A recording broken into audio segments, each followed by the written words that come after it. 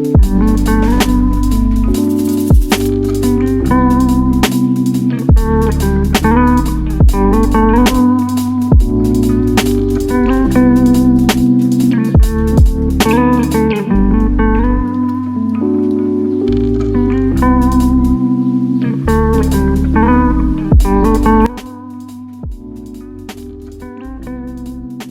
guys, saat saya ini berada di proses untuk pengolahan cairan yang berasal dari tumpukan sampah yang ada di atas, yang memang melalui proses landfill di press. Dan ini lihat, cairan ini berasal dalam proses aerasi yang di sana itu masih coklat. Tadi kita lihat kolam kedua, kolam ketiga, kolam keempat, dan sekarang ini kolam keempat apa kelima. Lihat warna airnya. Ini belum bisa hidup, makhluk hidup di sini. Nanti kita akan lihat kemudian, dan ini masih proses ya, ini masih limbah cair yang didapatkan dari sampah, tumpukan sampah itu di atas. Kemudian mengalami proses seterusnya sampai pada kolam yang kemudian bisa dites bahwa di situ hidup ikan yang kemudian dipelihara. Ketika ikan hidup, bukti bahwa kolam ini sudah mulai bagus. Lihat nih, sudah ada ikan-ikan mas ya, ikan mujair.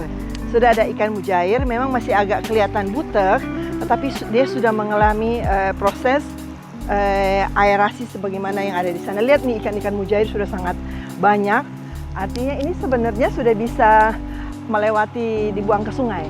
Nah, sebenarnya ini kalau sudah mulai proses ini sudah aman untuk dibuang keluar. Mungkin sekarang kita bisa wawancara Pak Bahri yang penanggung jawab pada IPAS di tempat ini. Nah, ini kita melihat proses dari cairan yang ditimbulkan oleh sampah-sampah yang ada di pegunungan sampah depan itu. Nah, proses yang pertama adalah melalui kolam aerasi, yaitu pemberian oksigen. Sampah cairan yang masih kotor tadi itu, yang masih butek, itu ada 2 kolam. Kemudian setelah kolam berikutnya masuk pada kolam proses kimia. Setelah proses kimia, kemudian dilakukan proses biologi. Proses biologi itu yaitu mematikan bakteri yang ada di air. Jadi kalau kita lihat dalam gambar ini, air ini adalah air limbah pemerasan ya dari sampah-sampah yang ada di depan. Jadi tidak ada tambahan nih. Ini benar-benar ini cairan yang ditimbulkan oleh limbah. Sebab limbah yang ada di situ, nah itu kegagalan kita memilah antara sampah anorganik dan sampah organik.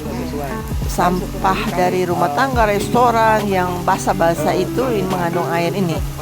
Jadi aerasi, proses kimia itu pengendapan, proses biologi mematikan bakteri, dan jadi di kolam ini sudah aman untuk diteruskan ke kali. Sudah aman. Karena sudah memenuhi standar baku mutu lingkungan. Ya. Dan buktinya nih, ikan-ikan hidup. sudah hidup, dan kalau ikan gede, mungkin Pak Bahri dan teman-teman bisa makan ya. Bisa, tapi tidak di.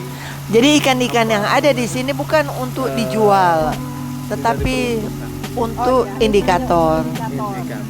Jadi sebenarnya ikan-ikan ini hanya untuk indikator, bukan tujuan untuk pemasaran Ya, ke bukan. pasar. Hanya indikator bahwa ini sudah Bersih. pengolahan dari air limbah itu sudah bisa kita buang ke kali. Oke, ya kira-kira demikian guys. Kita melihat bagaimana proses pengolahan limbah dari guys semua yang ada di Jakarta dikelola dengan teknologi yang modern dan cukup rumit karena perilaku kita yang tidak ramah lingkungan. Tapi ada proses yang dilakukan oleh pemerintah yang sudah sangat baik. Nah, itu yang kita dukung. Itulah yang diatur di dalam Undang-Undang Hukum Lingkungan 32/2003 dan Undang-Undang ini saat ini sedang disempurnakan, disinergikan dengan peraturan-peraturan yang lain yang kita lihat di dalam Undang-Undang Cipta Kerja. Guys, kita positif thinking melihat semua itu. Lihat nih, ikan-ikan sudah hidup, tidak ada alasan lagi mengatakan bahwa dia kotor. Warnanya butek, tetapi dia bisa hidup. Nah, ini Berbeda. kita lihat butek mungkin karena kolam, tetapi ini hasilnya dibanding yang kita lihat yang ada di sana. Oke.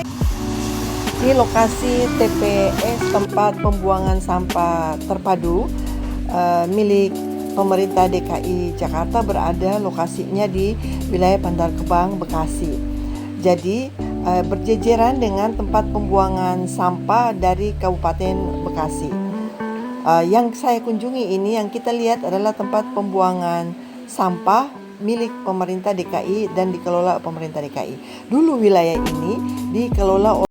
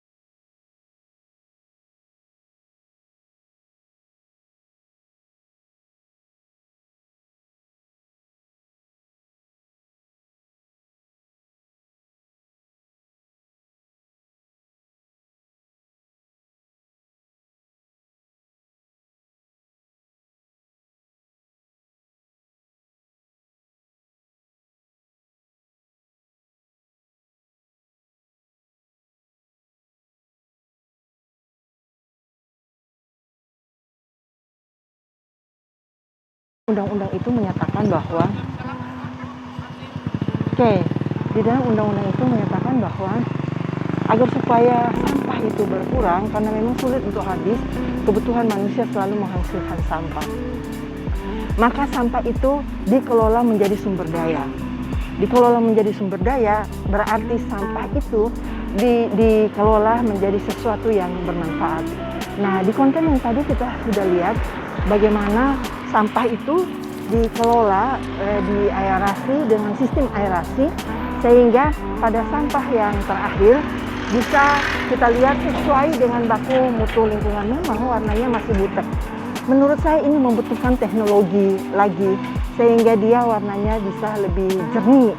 Tetapi dari sisi peraturan sudah memenuhi syarat baku mutu lingkungan. Artinya sudah bisa dibuang ke sungai kecil yang ada di situ, sebab indikator bahwa itu sudah memenuhi syarat.